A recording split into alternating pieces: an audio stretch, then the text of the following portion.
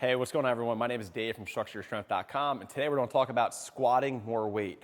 Now, this can be for front squats, back squats, overhead squats. The only thing we won't do is these pin squats, but overall, this kind of way to look at squats really helps most people because so many of us want to squat more, but we kind of shortcut the shortcut, and we always feel like we need to load up more instead of fixing weaknesses through the range of motion, right? Because if we don't own a certain part of the range of motion, it's very hard to get stronger through it. And then you just have a tendency to depend on momentum, and that's how you hit these sticking points and you get crushed by that weight. Because most of us don't end up not being able to squat more weight because our legs aren't strong enough. It's that we're not able to create enough tension through our core to apply force to that bar correctly.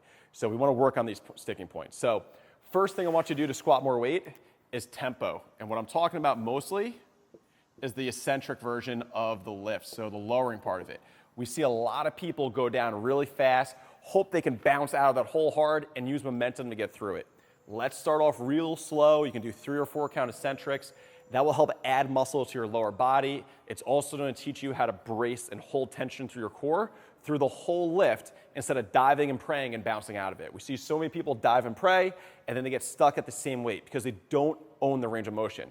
Plus, controlling that eccentric, you'll get more out of lighter weights without having the same stress on your joints and on your body, okay? It will help not only just add muscle, your tendons, your ligaments, they'll get stronger as well, okay? You'll feel every inch of that squat, you'll be able to brace a lot better. So control that negative, slow it down to a 3 or 4 count. I've seen some people do 10 count negatives, which was just brutal. They literally just did 5 reps, 10 count negative. You're talking about a minute of squats at a light weight. Number 2, we're gonna talk about that bottom position. So the weakest part of the squat and the scariest part, and the part where most people get hold, is the bottom. And that's the part that we spend the least amount of time in. So if that's the part that you get stuck in, that's the part that we all fail, that's the part that they're the weakest, why are we not spending time down there getting stronger? All right? So we're gonna hold in the bottom of that squat. You can hold anywhere from 3 to 5 seconds. I've seen people do 10, I've seen people do 20. I think that's a little overkill. But let's spend time down there. Let's get stronger. Let's make sure our chest isn't dropping down. Let's find the best position we can. Now with both of these, actually all 3 of this next one too, don't feel like you need to go super, super heavy. We're trying to chase a certain stimulus, and sometimes a heavy weight will make us rush these counts, and now your time under tension is lower. We want to have a good amount of time under tension to force change in our body. If we rush this and go too big, we're not going to do it right. You're not going to get better at squats, all right? So just because you squat heavy all the time doesn't mean you're going to get stronger. Okay, not all of us can follow Bulgarian style method training or wet side barbell where they really max out a lot. Some of us need to slow down, work on some of these little areas, and then bam, what do you know, we get stronger later on. We played around with this with athletes and not have them back squat heavy for a long time.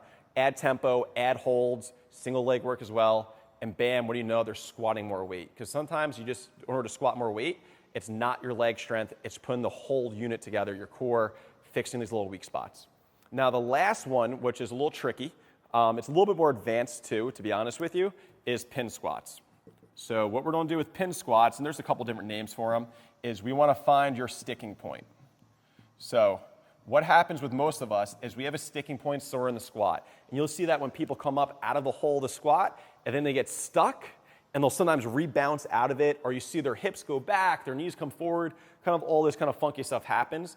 And the goal is with that bounce at the bottom of the squat that you see a lot of people do, they're trying to get enough momentum to blast through that sticking point. Now, that's important, but for a lot of us, I'm 37, bouncing really hard in squats, probably not a great idea for me. I want to train it. I don't want to do it all the time. I want to learn, make sure my knees, everything feels safe and good. So with this sticking point, what we're going to do is set up the pins so you're a little bit below your sticking point for the squat and learn how to build force through it, how to explode faster through it, not just using the bounce, but actually using contractile force of the muscles. So we have a PVC pipe set up because I am so sore today, I don't think I can even squat the bar, set up in the pins. Now, if you have the spotter arms, that's actually better. You can set it up on boxes as well, but the bars let me set up a little bit below whatever your sticking point is. If you don't know what your sticking point is, have a friend video you next time you're squatting a little heavy, or even when you start getting towards the end of like a set of 5 or a set of 7, something like that, when you're getting tired, you'll see where that sticking point is, where you slow down, you get stuck, you grind a little bit. It's at a different place for all of us. For most people, it's a little bit above parallel. I've seen some people where it's actually this high, and they lose squats this high. I don't understand why, but that's their sticking point. So start light with this. You can build up over time. This is a little bit of an advanced exercise because we don't have the eccentric phase of the squat that build tension and make sure our core is on. We have to set it up from the very beginning.